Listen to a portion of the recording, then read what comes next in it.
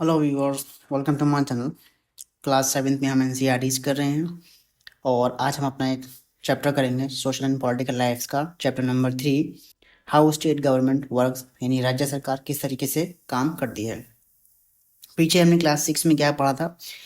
पीछे हमने क्लास 6 में हमने डिस्कस करा था कि गवर्नमेंट जो होती है वो 3 लेवल्स पर काम करती है। लोकल, जिसमें हमने पंचायती राज की बात करी थी। पंचायती राज यानी कि जो गाँव में क्षेत्र, गाँव के इलाके में काम होता है। और शहर में भी अगर उसी लेवल से हम बात करें तो म्यूनिसिपल कॉर्पोरेशन काम करती है। फिर एक राज्य सरकार होती है और एक होती है सेंट्रल लेवल पर नेशनल सरकार होती है। ठीक है, इसको हमने पढ़ा था कि ये जो है वो काम करती हैं। कुछ डिटेल में हमने लोकल गवर्नमेंट को क्लास 6 में हमने पढ़ा था।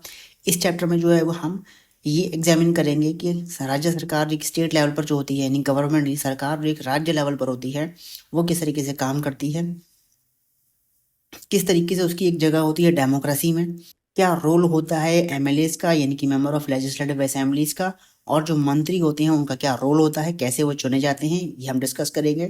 किस तरीके से लोग जो होते हैं वो एक्सप्रेस करते हैं अपने व्यूज़ को और अपनी डिमांड करते हैं, यानी वो क्या चाहते हैं, ये बातें किसको वो बताते हैं और किस तरह से वो एक्सप्रेस करते हैं। ठीक है, हम इनको समझेंगे। एक एग्जाम्पल लेंगे हम हेल्थ इश्यूज़ को लेके, यानी कि एक स्वास्थ्य सेवाओं को लेकर, स्वास्थ्य समस्याओं को लेके हम इस चैप्टर को समझने की कोशिश करेंगे।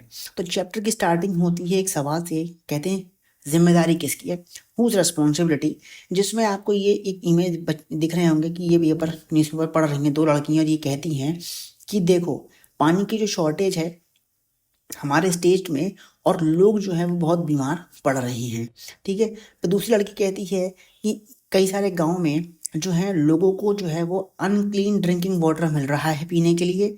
सारी नहरें सूख गई हैं, कुछ टैंक्स हैं वो भी सूख गए हैं। बहुत ही वर्ड्स अफेक्टेड एरियाज हैं। गांव वाले जो हैं वो बहुत दूर दूर जाते हैं, डिस्टेंस कवर करते हुए जाते हैं पानी लेने के लिए। ठीक है, फिर एक कहानी यहाँ पर कहते हैं कि एक डिस्ट्रिक्ट है पटलपुरम नाम का, वहाँ पर हर तीसरे दिन में जो है वो हर 3 दिन में एक बार जो है वो पानी की सप्लाई होती है।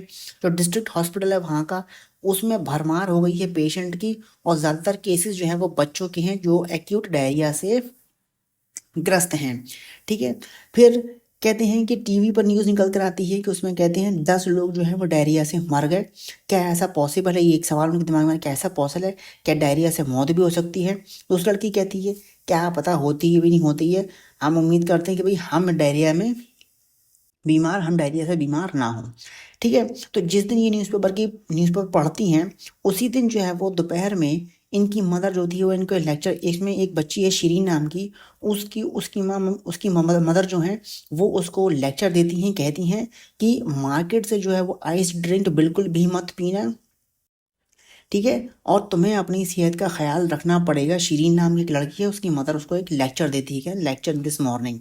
ठीक है, सडनली अचानक से जो होती है वो एक लेडी पुलिस वाली एक महिला है, ये इन्हें रोकती हैं और रोकने के बाद उनसे कहती हैं कि आगे रास्ता जाम है। वो इसलिए क्योंकि एमएलए के रेजिडेंस को लोगों ने घेर लिया है, रैली चल रही है। लड़की पूछती है रियली वाई, इसने ऐसा क्या किया है जो एमएलए के रेजिडेंस को घेर लिया है? तो जो लेडी पुलिस वाली होती हैं वो मुस्कुराते हुए कहती हैं कि ये इससे इस उनके करने से ज़्यादा एंग्री नहीं है, बल्कि उनके ना करने से एंग्री है कि उन्होंने कुछ किया ही तो नहीं। इस बात को लेके जो है वो पब्लिक में गुस्सा है। यहाँ पे एक नेताजी की इमेज दिखाई, नेताजी से जैसे पर्सन की इमेज दिखाई है। वो ये भाषण दे रहे हैं कि हम डिमांड करते हैं कि अथॉरिटीज़ जो हैं वो एक इमीडिएट एक्शंस लें और जो है वो पब्लिक हेल्थ सिचुएशन को जो है वो कंट्रोल करें। हमारा MLA must take responsibility for this. जो हमारे एमएलए हैं यानी मेंबर ऑफ लेजिस्लेटिव असेंबली जो का जो मेंबर हैं वो रेस्पॉन्सिबिलिटी जल्द से जल्द लें और जो ये डायरिया जैसी सिचुएशन है इसको जल्द से जल्द कंट्रोल करें। लड़की कहती है कि कितनी एक लाउड वॉइस है, ये कोई लीडर समथिंग रहे होंगे। तो दूसरी लड़की कहती है मैंने इन्हें टीवी में देखा था, ये मेंबर हैं ऑफ द अपोजिशन के, ये अपोजिशन यानी विपक्षी दल के ये नेता हैं, विपक्षी दल के एक सदस्य हैं। ठीक है, तो अब यहाँ पर जो डिस्कशन हो रहा है, यहाँ पे कुछ चीज़ें हमें सामने नजर आई। यहाँ पर इन्होंने एक वर्ड इस्तेमाल करा, कौन सा? एक वर्ड यहाँ पर इस्तेमाल हुआ है एमएलए का, एक यहाँ पर टर्म इस्तेमाल हुई है मेंबर ऑफ अपोजिशन। इसको हम देखेंगे। ठीक है, तो चलिए स्टार्ट करते हैं। स्टार्टिंग होती है भाई एमएलए होता कौन है, एमएलए होता कौन है। ऊपर के सेक्शन की कहानी पर हम ध्यान में रखें तो हमने ये पढ़ा कि जो इवेंट्स पटलपुरम में हो रहे हैं उसके बारे में हमने इसमें पढ़ा।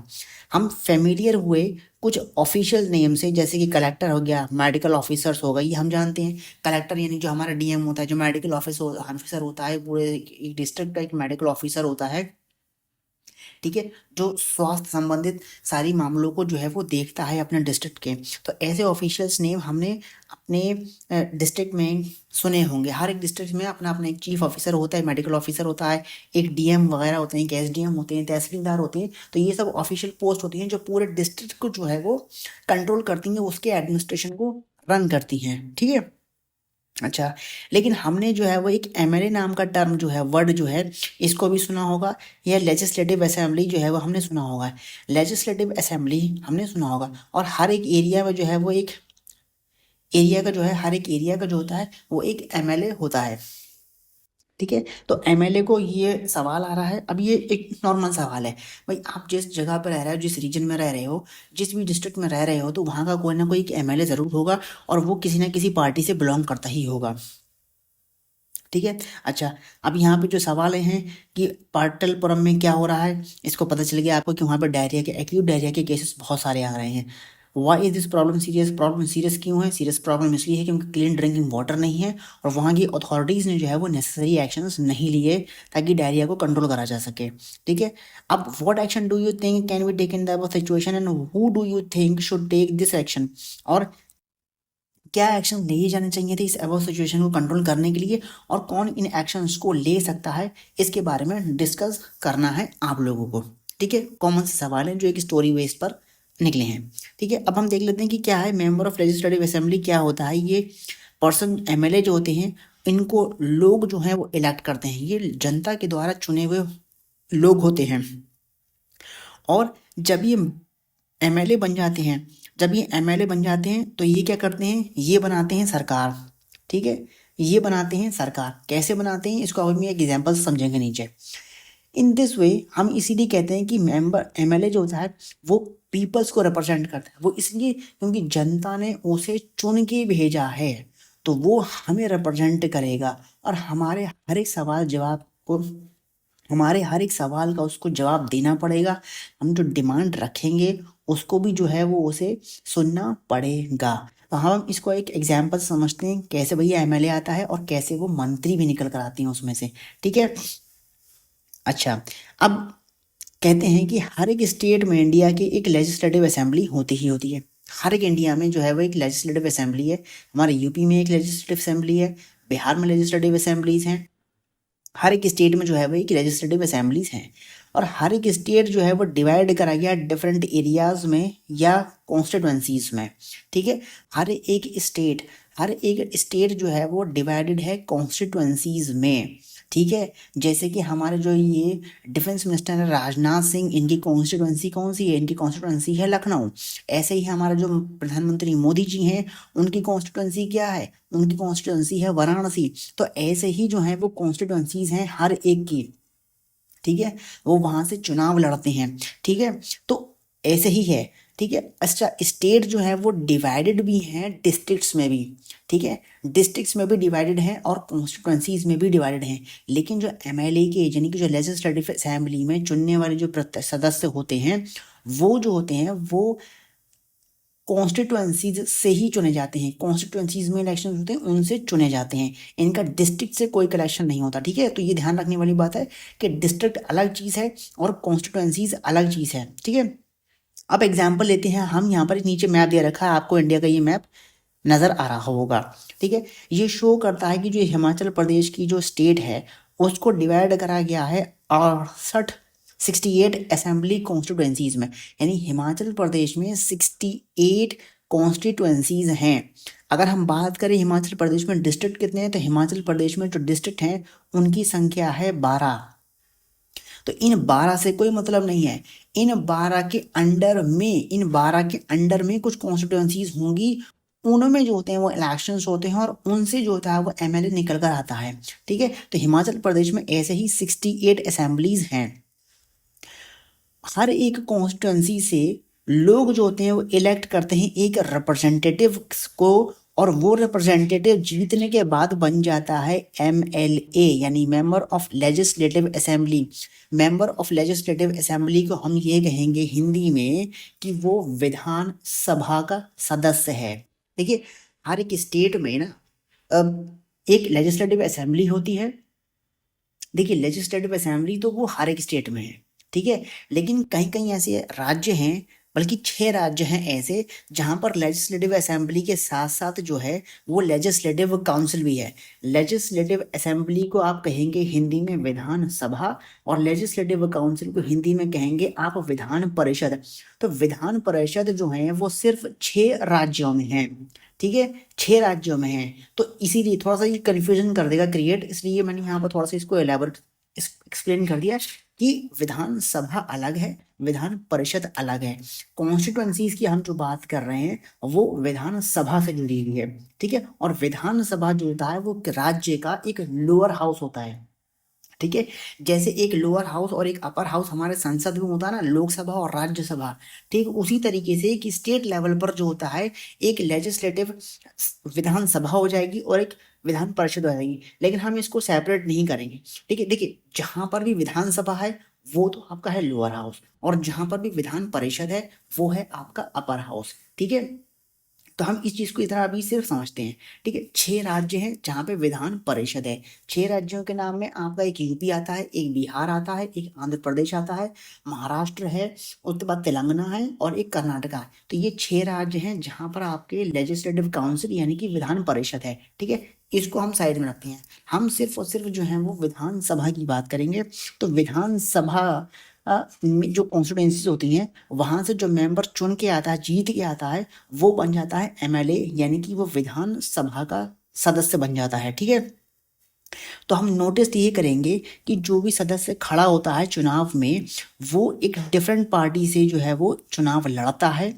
People stand for elections in the name of different party, अलग अलग पार्टीज के नाम पे जो है वो इलेक्शन में खड़ा होता है। और MLA जो होता है वो बिलोंग करता है डिफरेंट पॉलिटिकल पार्टीज से, ठीक है, ठीक है। तो अभी जो क्या केस है, अभी हमारा जो MLA है, अभी हम अगर हम लेके चले ये, क्योंकि इसमें तो हिमाचल प्रदेश का एग्जाम्पल दे रखा है, ठीक है। तो हम हिमाचल प्रदेश के एग्जाम्पल को ही अगर हम देखेंगे तो पिछली सरकार में जो असेंबली में, अभी तो देखिए पिछली सरकार में कौन थे, जब 2017 का चुनाव थे ना, 2017 के चुनाव थे, तो 2017 के चुनाव में श्री जयराम ठाकुर जो थे वो हिमाचल प्रदेश के CM हुआ करते थे। लेकिन 2022 में जब चुनाव हुए हैं तो अभी इस समय वहां पर कांग्रेस की सरकार है, ठीक है। और उसके जो मुख्यमंत्री हैं वो हैं सुखविंदर सिंह सुक्खू, ठीक है। तो सुखविंदर सिंह सुक्खू जो है वो कांग्रेस पार्टी से बिलोंग करते हैं, और श्री जयराम ठाकुर जो थे वो बीजेपी से बिलोंग करते थे। इसके अलावा और भी डिफरेंट पार्टीज हैं जो इंडिपेंडेंट पार्टीज के साथ ही निर्दलीय जिसे कहते हैं, और इसके अलावा जो भी है वो मार्क्सिस्ट पार्टी, CPI जिसे कहते हैं, communist party of India, Marxist हैं, ऐसे CPM है, ठीक है। और ऐसे अलग अलग पार्टीज होती हैं अपने कैंडिडेट को जो वो है वो खड़ा करती हैं, ठीक है। यहाँ पर कंसेप्ट थोड़ा सा ये क्लियर होना चाहिए। अच्छा, अब जो ये MLA हैं ये कैसे मंत्री बनते हैं और ये कैसे चीफ मिनिस्टर बनते हैं इसको समझ लेते हैं, ठीक है। देखिए, हर एक पॉलिटिकल पार्टी जिसका MLA जो है, देखिए हर एक पॉलिटिकल पार्टी जिसके MLA ने जो है वो आधे से ज़्यादा सीटें कॉन्स्टिट्यूंसीज की जीती भी हैं किसी राज्य में, तो वो कही जाएगी मेजोरिटी, ठीक है। मैंने आपको अभी एग्जाम्पल दिया कि अभी हिमाचल प्रदेश में जो है वो कांग्रेस की सरकार है, यानी इसका मतलब ये है कांग्रेस वहां पर मेजोरिटी में थी जब उसने चुनाव जीता था। कांग्रेस ने, देखिए आधे से ज़्यादा की बात कर रहे हैं ना, 68 है, 68 है, और इसका आधा कितना होगा, 34 होगा। तो यानी कि जिस भी पार्टी ने आधे से ज्यादा सीटें जीती हैं वो पार्टी जो होगी वो बनाएगी क्या, सरकार, और वो होगी मेजोरिटी में, ठीक है। तो जो पॉलिटिकल पार्टी जो मेजोरिटी में है उसे कहा जाएगा रूलिंग पार्टी। हिमाचल प्रदेश में इस समय कांग्रेस रूलिंग पार्टी में है क्योंकि उसके पास 40 सीटें हैं, उसके 40 मेंबर्स हैं, यानी उसके 40 जो हैं वो विधानसभा के सदस्य हैं, ठीक है। उसके बाद बाकी जो बचे हैं वो जो होंगे वो अपोजिशन में आएंगे। अब अपोजिशन में जो मेजोरिटी जिसके पास होगी, रूलिंग पार्टी के जस्ट बाद में जिसके पास मेजोरिटी होगी वो अपोजिशन पार्टी कहलाएगी, ठीक है। तो ये समझ में आ गया। अब यानी कि देखिए 34 सीटें तो कांग्रेस में है, तो ये तो रूलिंग पार्टी हो गई। उसके बाद में कुछ सीटें जो हैं, जैसे कि अब मुझे एग्जैक्टली याद नहीं भाजपा ने कितनी सीटें जीती थी, तो वो भाजपा जो है वो वहाँ पे जो है वो अपोजिशन पार्टी हो जाएगी। ठीक है, फॉर एग्जाम्पल के तौर पर लेजिस्लेटिव असेंबली स्टेट में जो हिमाचल प्रदेश में जो है वो 68 एमएलए कॉन्स्टिट्यूंसीज हैं, 68 हैं। उसमें से अभी मैं मौजूदा सरकार की बात कर रहा हूँ, हालांकि इसमें जो एग्जाम्पल दिया है वो 2017 का दिया है, लेकिन मैं 2022 में जो चुनाव हुए थे हिमाचल प्रदेश में, उसके रिजल्ट के बेसिस पर मैं आपको ये बता रहा हूँ सारी चीज़ें। ठीक है, कंफ्यूज मत होइएगा। अब यहाँ पर जो है वो उत्तराखंड, पंजाब का रीजन का आपको ये, और ऊपर ये जम्मू कश्मीर का वो दे रखा है, एक पूरा एक मैप दे रखा है। आप देख रहे हैं कि ये है आपका हिमाचल प्रदेश। इसको मैं अगर अलग कलर से करता हूँ, हालांकि इसमें मैप काफ़ी छोटा दे रखा है, लेकिन समझने के लिए है। ये आपको दिख रहा है, ये हिमाचल प्रदेश का रीजन है, ये जितना भी मैंने रेड कलर से सर्कल करा है। तो इसके ऊपर आपको ये दिख रहा है, आपके पास जम्मू एंड कश्मीर का रीजन दिख रहा है, और नीचे आपको इधर ये पंजाब का रीजन दिख रहा है, और यहाँ पर आपको उत्तराखंड का रीजन यहाँ पर देखने को मिल रहा है। ठीक है, तो ये उसी चीज़, तो ये पूरे हिमाचल प्रदेश में 68 जो कॉन्स्टिट्यूंसीज हैं उसका ये मैप आपको यहाँ पर देखने को मिल रहा है। ठीक है, को डिटेल दे रखी है। द स्टेट ऑफ हिमाचल प्रदेश जो है वो इस कलर्ड इन पर्पल कलर में दे रखा है। हिमाचल प्रदेश को जो है वो पर्पल कलर में यहाँ पर दिखाया गया है ऊपर मैप में। ऊपर मैप में ये पर्पल कलर में हिमाचल प्रदेश को दिखाया गया है, thumbnail map of the India दे रखा है यहाँ पर। उसके बाद ठीक है, using a pencil outline the following on the map given page number 97 पे जो दे रखा होगा उसमें, the state you live in, the state of Himachal Pradesh, यानी जिस स्टेट में हम रह रहे हैं और जिस स्टेट में जो भी हिमाचल प्रदेश का स्टेट है वहाँ पर, तो ये 68 कॉन्स्टिट्यूंसी यहाँ पर आपको नजर आ रही हैं। आगे मूव करते हैं भाई जल्दी जल्दी। देखिए यहाँ पे 2017 का ये चुनाव दिखाया है। 2017 में हिमाचल प्रदेश की सरकार हिमाचल में जो है इलेक्शंस हुए थे, तो उसमें ये पॉलिटिकल पार्टीज थी और उसके नंबर ऑफ एमएलए जो है वो इलेक्ट हुए थे। तो भारतीय जनता पार्टी के 44 मेंबर्स जीते थे, जिसमें से जयराम ठाकुर जो थे उनको मुख्यमंत्री बनाया गया था। लेकिन 2022 में जब चुनाव हुए, 5 साल बाद सरकारें बदल जाती हैं, तो 5 साल बाद जब सरकारें बदल गई तो उसमें अब जो है वो कांग्रेस सरकार वहाँ पर जीती, जिसमें उसने 40 सीटें जीती हुई हैं। ठीक है, तो पहले जो 2017 में जो थी वो उसको 21 सीटें मिली थी। तो यहाँ पर ये जो पार्टी थी यानी बीजेपी पार्टी 2017 में कौन सी थी, ये रूलिंग पार्टी थी, ये रूलिंग पार्टी थी।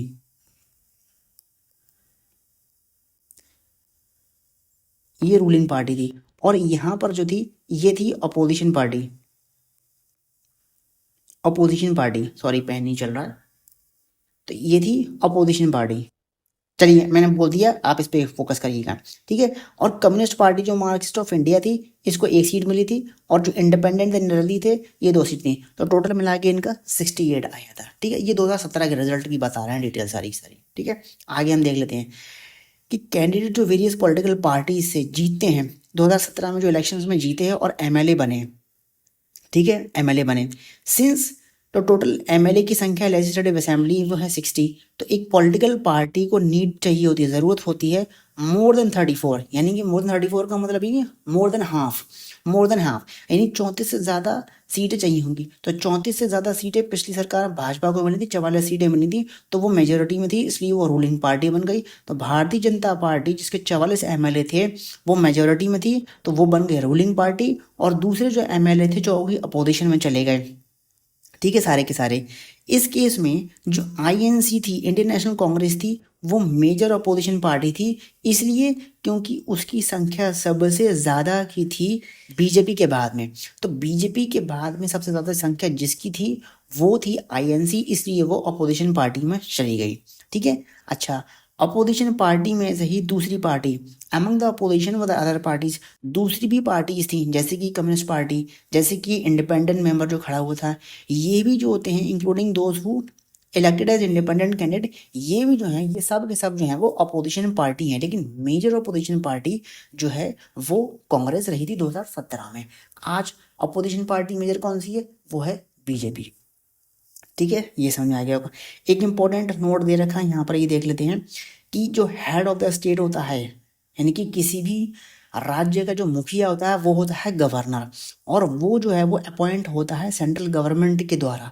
यानी कि जो केंद्र सरकार होती है वो हर एक स्टेट में आप एक गवर्नर जो है वो अपॉइंट करती है, ताकि स्टेट गवर्नमेंट जो है वो कॉन्स्टिट्यूशंस के रूल्स एंड रेगुलेशंस के अकॉर्डिंग ही जो है वो वर्क कर सके। तो आपके लिए सवाल ये है कि भाई अपने अपने स्टेट के गवर्नर का नाम आप बताइए। जैसे कि मैं यूपी में हूँ, तो यूपी से जो मेरे गवर्नर, मेरी स्टेट के जो गवर्नर है वो है आनंदीबेन पटेल। ठीक है। तो हर एक स्टेट का गवर्नर आपको अपने स्टेट का तो पता होना ही चाहिए। ठीक है, आगे बढ़ते हैं कि आफ्टर द इलेक्शंस के बाद में the MLA belonging to the ruling party will elect their leader who will become the chief minister. अब इलेक्शंस हो गए, चुनाव हो गए, चुनाव होने के बाद ये पता चल गया कि रूलिंग पार्टी कौन सी है, अपोजिशन पार्टी कौन सी है। अब रूलिंग पार्टी क्या करेगी, रूलिंग पार्टी जो है अपने जीते हुए कैंडिडेट में से, ठीक है, एक बंदा चुनेगी जो बनेगा क्या, मुख्यमंत्री, जो बनेगा मुख्यमंत्री। ठीक है, तो इस केस में 2017 के चुनावों के मुताबिक केस में बीजेपी के जो एमएलए थे वो चुने गए थे श्री जयराम ठाकुर को एज ए लीडर, यानी कि चीफ मिनिस्टर उनको बनाया गया और वो चीफ मिनिस्टर बने। ठीक है, तो चीफ मिनिस्टर जब अब चीफ मिनिस्टर मुख्यमंत्री चुन लिया, अब मुख्यमंत्री क्या करेंगे, मुख्यमंत्री जो होंगे वो दूसरे लोगों को चुनेंगे एज ए मिनिस्टर, यानी कि अपने ही जीते हुए पार्टी में से कुछ लोगों को वो चुनेंगे और उनको मंत्री बनाएंगे। ठीक है, तो इलेक्शंस के बाद में गवर्नर जो होता है स्टेट का वो अपॉइंट करता है चीफ मिनिस्टर को और दूसरे मिनिस्टर्स को वो अपॉइंट करता है। यानी उसके बाद जब ये नामकरण हो जाता है कि ये मुख्यमंत्री जी हैं, इन मंत्रियों को हमने ये दर्जा मिनिस्ट्री दे दी है, तो उसके बाद गवर्नर के सामने जो है वो शपथ प्रक्रिया होती है, ओथ ली जाती है। ठीक है, अच्छा आगे देखेंगे तो चीफ मिनिस्टर होते हैं और जो दूसरे मिनिस्टर्स होते हैं इनकी रिस्पॉन्सिबिलिटी होती है कि ये सरकार चलाएंगे डिफरेंट डिपार्टमेंट और मिनिस्ट्रीज के साथ मिलके। ठीक है, तो डिफरेंट डिपार्टमेंट और मिनिस्ट्रीज का तो मतलब ये हो जाएगा कि चीफ मिनिस्टर जो है वो एक मंत्री चुनेंगे कि आप जो है वो इस पर्टिकुलर डिपार्टमेंट को जो है वो टेक ओवर करेंगे, आप इसको देखेंगे, आप इस डिपार्टमेंट को रन करना है।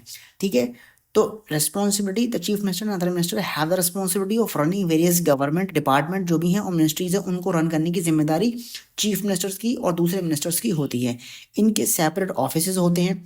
एक लेजिस्लेटिव असेंबली जो है वो एक जगह है जहाँ पर सारे एमएलए चाहे वो रूलिंग पार्टी के हों और चाहे वो अपोजिशन पार्टी के हों वो बैठते हैं और वो डिस्कस करते हैं।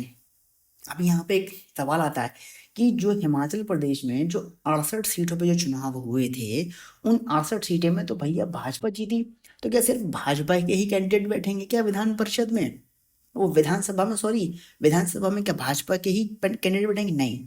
68 मेंबर में जो भी जीता है वो सारे के सारे बैठेंगे, चाहे वो रूलिंग पार्टी के हों चाहे वो अपोजिशन पार्टी के हों।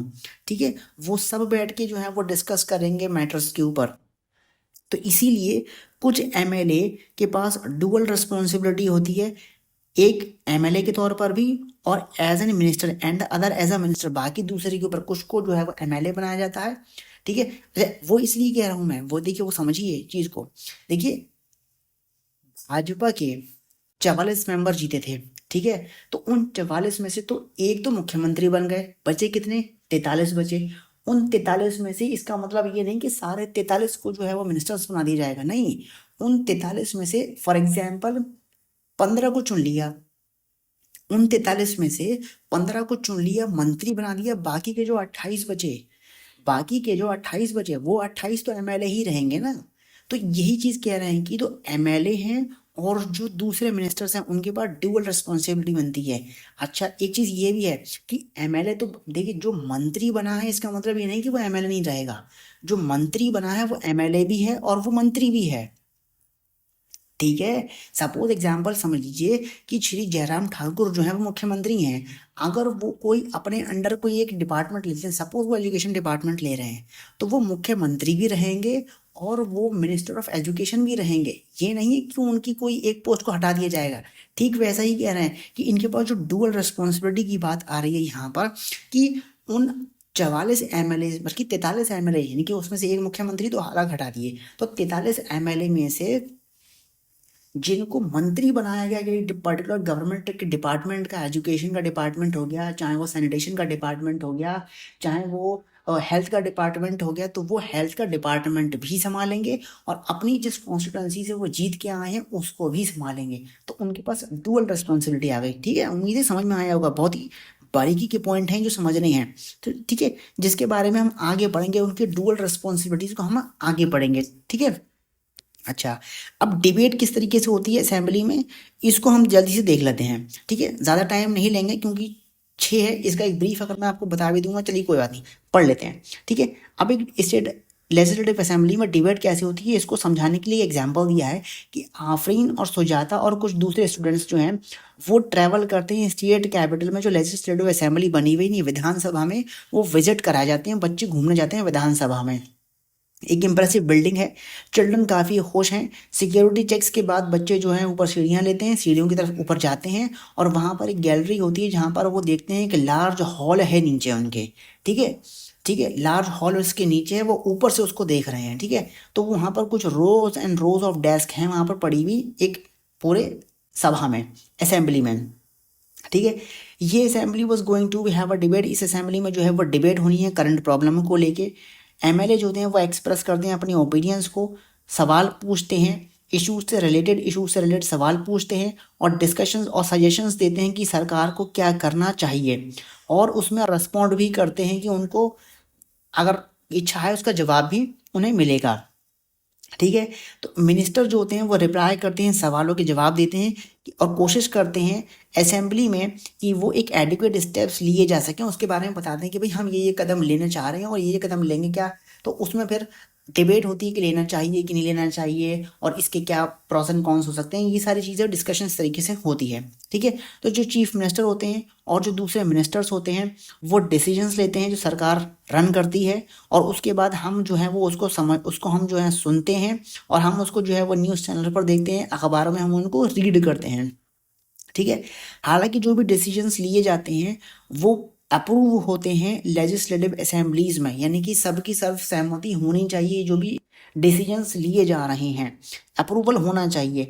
डेमोक्रेसी में जब मेंबर क्वेश्चन भी पूछ सकते हैं, डिबेट होती है इंपॉर्टेंट इश्यूज पर और डिसाइड होता है कि पैसा कहाँ पे खर्च होगा, और इनकी ही एक मेन अथॉरिटी होती है, यानी कि जो सभा के अंदर जितने भी लोग बैठे हुए होते हैं उनकी जिम्मेदारी होती है सवाल पूछने की भी और जवाब देने की भी उनकी एक जिम्मेदारी होती है, क्या स्टेप्स लेने हैं, कैसा कहाँ से पैसा आएगा, कहाँ पे खर्च करा जाएगा, ये सारा काम असेंबली में डिस्कस होता है, अप्रूवल भी लिए जाते हैं, ठीक है। तो 6 एमएलए बता रहे हैं, 6 एमएलए को हम समझेंगे कि वो किस तरीके से अपनी जो है बात वो रखते हैं। कहते हैं कि मेरी कॉन्स्टिट्यूएंसी में जिसका नाम है अखंडा गांव, पिछले 3 हफ्तों में जो है वो 15 मौतें हुई हैं डायरिया की वजह से। मुझे लगता है ये बहुत ही शर्म की बात है कि गवर्नमेंट जो है वो चेक नहीं कर पा रही है सिचुएशन को, एक सिंपल सी प्रॉब्लम जैसे कि डायरिया की एक सिंपल सी प्रॉब्लम पर जो है वो कंट्रोल नहीं कर पा रही है और अपने आप को जो है वो प्रोक्लेम कर रही है चैंपियंस ऑफ टेक्नोलॉजी की, वो एक तकनीकी की चैंपियन है, और प्रोक्लेम करने के बावजूद की ये हालत है कि वो एक छोटी सी बीमारी सिंपल सी प्रॉब्लम है डायरिया की, उसको कंट्रोल नहीं कर पा रही है और अपने आप को बड़ा बता रही है, ठीक है। मैं कहना चाहूँगा, अटेंशन दिलाना चाहूँगा मिनिस्टर जो कि इंचार्ज हेल्थ का जो मिनिस्टर है, जो मिनिस्टर ऑफ हेल्थ है, मैं उसको अटेंशन दिलाना चाहूँगा कि इस पर जो है वो प्रॉपर इमीडिएट मेजर्स लिए जाएं जिससे कि सिचुएशन को कंट्रोल करा जाए। अब यहाँ पर ये आपको इस एमएलए 1 के स्टेटमेंट से आप ये आइडिया लगाइए क्या क्या ये रूलिंग पार्टी से का मेंबर है, क्या ये अपोजिशन पार्टी का मेंबर है, ठीक है। तो जब यहाँ पर ये एक कंप्लेन कर रहा है तो यहाँ पर ये है एक अपोजिशन पार्टी का मेंबर, क्योंकि वो सरकार के ऊपर सरकार को क्रिटिसाइज कर रहा है इसकी बात को लेके। अब देख लेते हैं दूसरा एमएलए क्या कह रहा है। वो कह रहा है कि मेरा सवाल ये है कि क्यों गवर्नमेंट हॉस्पिटल जो है वो इतनी बैड सिचुएशन में है, गवर्नमेंट जो है वो क्यों अपॉइंट नहीं कर रही है डॉक्टर्स को और कोई भी मेडिकल स्टाफ को डिस्ट्रिक्ट में। मैं ये भी जानना चाहूँगा कि सरकार के क्या प्लान्स है इस सिचुएशन को डील करने के लिए, जिसमें बहुत सारी संख्या में लार्ज नंबर ऑफ पीपल्स जो हैं वो अफेक्ट हो रहे हैं और सिचुएशन जो है वो एक एपिडेमिक की सिचुएशन हो गई है। ये भी साउंड कर रहा है क्या, ये भी साउंड कर रहा है कि ये पर्सन जो है, ये एमएलए जो है वो अपोजिशन पार्टी से बिलोंग करता है। तीसरे एमएलए कह रहे हैं कि मेरी कॉन्स्टिट्यूंसी जिसका नाम है टोल पट्टी, इसमें एक सीरियस शॉर्टेज ऑफ वाटर है, पानी की बहुत ज़्यादा किल्लत है, वुमेन्स को जो है 3-4 किलोमीटर जाना पड़ता है पानी को कलेक्ट करने के लिए। कितने टैंकर्स जो हैं वो सर्विस में लगाए गए हैं जो कि पानी की सप्लाई करेंगे मेरे कॉन्स्टिट्यूंसी में, और कितने जो हैं वो कुएं और तालाब, कितने कुएं और तालाब जो हैं वो साफ करे गए हैं, उनको डिसइंफेक्ट करा गया है। ये भी आपको क्या लग रहा है, ये भी जो एमएलए है ये है अपोजिशन पार्टी से। ये भी जो है वो एमएलए है अपोजिशन पार्टी से। अब हम देख लेते हैं भाई चौथा एमएलए क्या कह रहा है। चौथा एमएलए कह रहा है कि चौथा एमएलए जो है वो कह रहा है कि मेरा जो कलीग है वो बात की सिचुएशन प्रॉब्लम को जो है वो कुछ ज़्यादा ही एग्जेजरेट कर रहा है, यानी कि बहुत बड़ा चढ़ा के बोल रहा है। गवर्नमेंट ने जो है वो स्टेप्स लिए हैं सिचुएशन को कंट्रोल करने के लिए। वाटर टैंकर्स को जो है वो लगा दिया गया है सर्विस पर, यानी वो अपनी सर्विस दे रहे हैं, पानी सप्लाई कर रहे हैं। ओआरएस के पैकेट जो हैं वो डिस्ट्रीब्यूट कर दिए गए हैं। गवर्नमेंट हर मुमकिन कोशिश कर रही है लोगों की मदद करने के लिए। अब यहाँ पे डिफेंस में खड़े हुए, तो यानी ये एमएलए जो हैं ये रूलिंग पार्टी के बिलोंग करते हैं, ये रूलिंग पार्टी से हैं। ठीक है। पांचवें एमएलए क्या कह रहे हैं, कह रहे हैं कि हमारे यहाँ पास बहुत ही पुअर फैसिलिटीज़ हैं हॉस्पिटल्स में। हॉस्पिटल्स जो इनके पास डॉक्टर्स भी नहीं हैं और कोई भी जो है वो मेडिकल स्टाफ जो है वो अपॉइंट नहीं करा गया है पिछले कुछ सालों में। दूसरे हॉस्पिटल्स या डॉक्टर्स जो हैं वो छुट्टी पर चले गए हैं। बड़ी शर्म की बात है। मुझे लगता है, मुझे ये समझ में आता है कि सिचुएशन जो है वो बहुत से बद से बदतर होते चली जाएगी। हम ये कैसे इंश्योर करें कि जो ओआरएस के पैकेट डिस्ट्रीब्यूट करे जा रहे हैं वो फैमिलीज तक पहुंच भी रहे हैं अफेक्टेड एरियाज में कि नहीं पहुंच रहे हैं। फिर यहाँ पर क्रिटिसिज्म हुआ तो यहाँ नहीं, यहाँ पर ये पार्टी का मेंबर कौन है, अपोजिशन पार्टी का है। ठीक है।